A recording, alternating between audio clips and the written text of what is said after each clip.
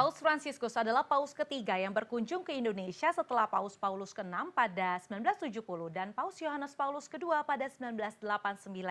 Perjalanan ini juga jadi perjalanan apostolik terpanjang dalam masa kepausan Paus Fransiskus. Lalu apa tujuan Bapak Paus datang ke negara-negara Asia Pasifik? Kemudian rangkaian acara seperti apa yang akan dilangsungkan di Indonesia? Oleh karena itu kita akan menanyakannya langsung ke Romo Thomas Ulun Ismoyo selaku juru bicara panitia kunjungan Paus Fransiskus ke Indonesia. Selamat malam Romo, salam sehat. Selamat malam Ibu Diana, salam sehat. Romo, ini kan ada 4 negara yang akan dikunjungi oleh Paus. Ada Indonesia, Papua Nugini, Timor Leste, dan juga Singapura. Apa sih makna yang bisa kita tangkap dari kunjungan Paus ke 4 negara ini? Pertama-tama pasti adalah ini adalah kunjungan, kalau untuk umat Katolik adalah kunjungan Bapa kepada anak-anaknya, menyapa, meneguhkan, berdoa bersama, sehingga mereka dalam konteks yang berbeda-beda tetap dapat mewartakan kisah kebaikan Tuhan dengan berbagai macam cara. Yang kedua untuk umat bukan Katolik, ini adalah kunjungan seseorang kepada sahabat-sahabatnya. Dan kunjungan kepada sahabat-sahabat berarti adalah juga ajakan juga gerakan untuk berkolaborasi, untuk eee, mempromosikan ajaran-ajaran yang selama ini Paus Fransiskus selalu dengungkan di mana-mana, yaitu ajaran mengenai kemanusiaan, cinta lingkungan hidup, ajaran mengenai anti human trafficking, dan berbagai macam ajaran kemanusiaan lainnya. Maka kunjungan Paus Fransiskus ini adalah kunjungan Bapa kepada anak-anaknya untuk umat Katolik dan kunjungan seorang pemimpin negara dan pemimpin agama kepada sahabat-sahabatnya dan kita bersyukur, eee, ini perjalanan yang luar biasa dalam usia 87 tahun dia masih menyempatkan diri dan mengunjungi 4 negara dan negara yang pertama dikunjungi adalah Indonesia. Kita bersyukur untuk itu semua. Indonesia punya peran yang sangat signifikan dalam, percaturan dunia internasional khususnya sebagai miniatur keberagaman, miniatur juga, toleransi dan miniatur kemajemukan. Soal miniatur keberagaman dan juga kemajemukan. Nah, 3 hari Paus ke Indonesia, aktivitas padat sebenarnya sudah mulai menanti.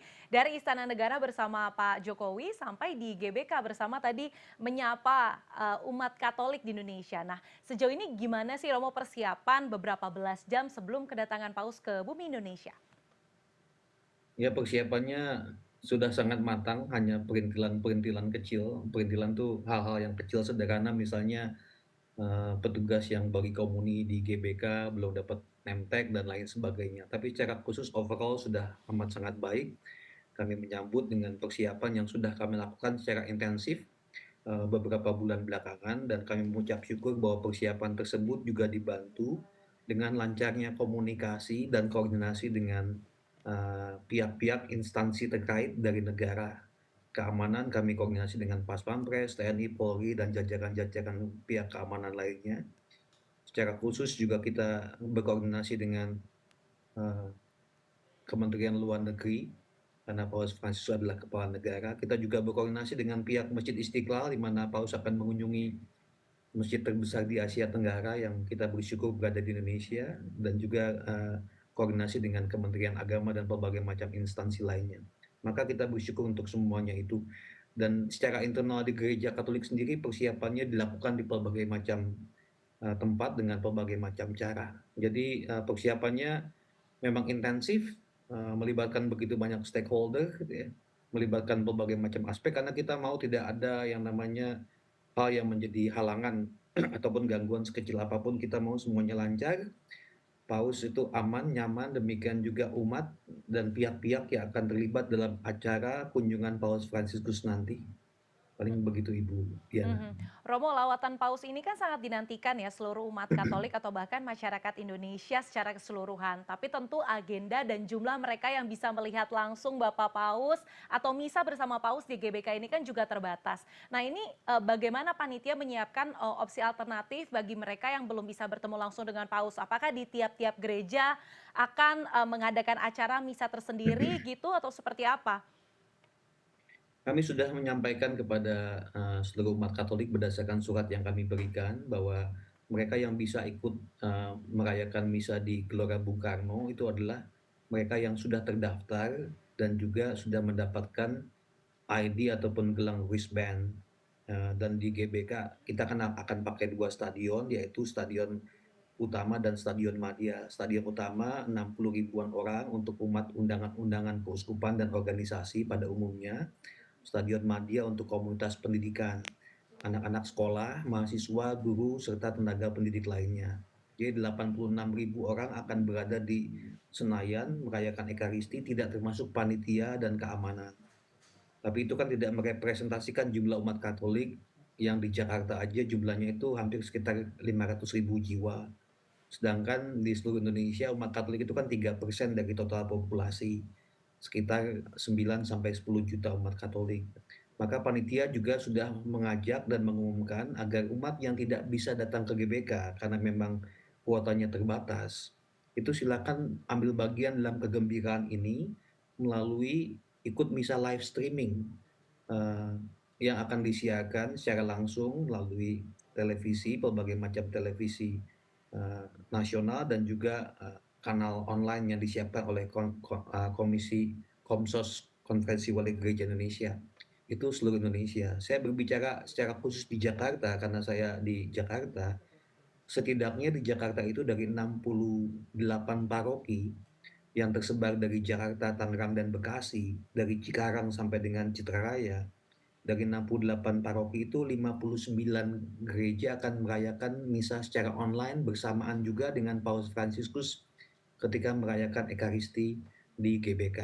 Makanya umat juga bisa terlibat entah melalui misa live streaming secara personal di rumah mereka masing-masing maupun mengikutinya di gereja di mana itu tersedia dan disediakan oleh gereja. Terima kasih.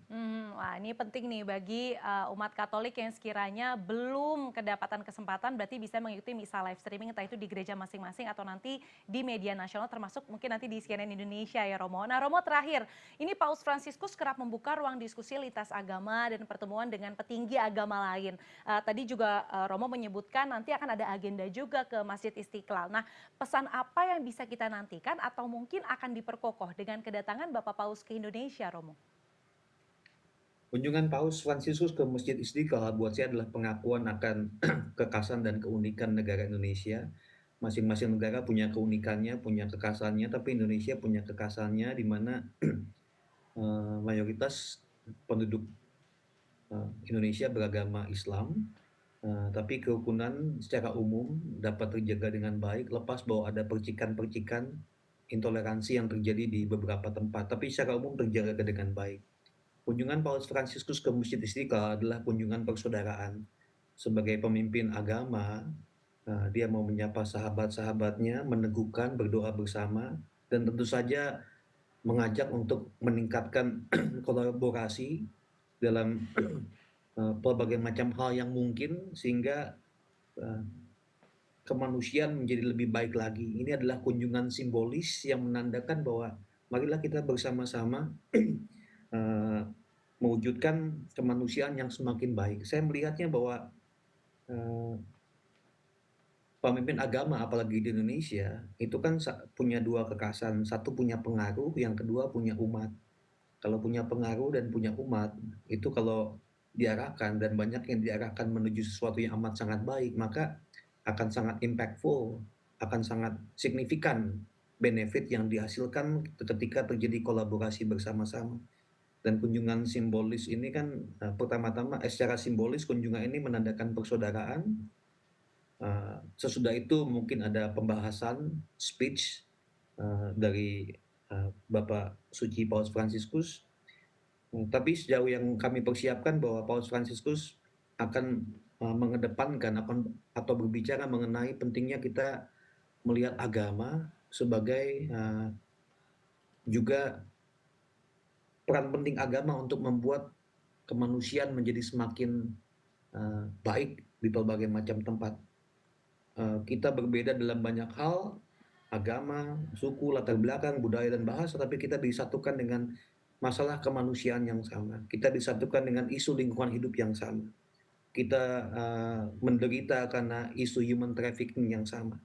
Maka kemanusiaan itulah yang mengikat kita semua dan ini ajakan untuk berkolaborasi untuk, membuat, dunia menjadi tempat yang lebih baik lagi. maka Paus Fransiskus juga eee, masih dalam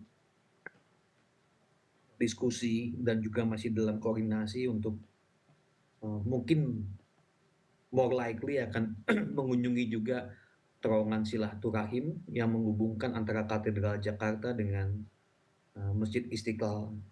Ketika banyak orang membangun tembok untuk memisahkan dirinya dari tetangganya, di Jakarta ada simbol toleransi, terowongan yang tidak memisahkan melainkan menyatukan.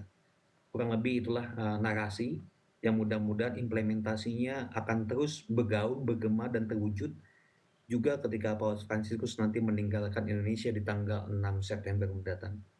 Baik, Maaf kita saya kepanjang. harapkan persiapannya berjalan dengan lancar, kemudian Paus Fransiskus juga diberikan kesehatan lawatannya ke Asia Oseania supaya lancar semuanya lawatannya ke 4 negara itu termasuk dan khususnya di Indonesia.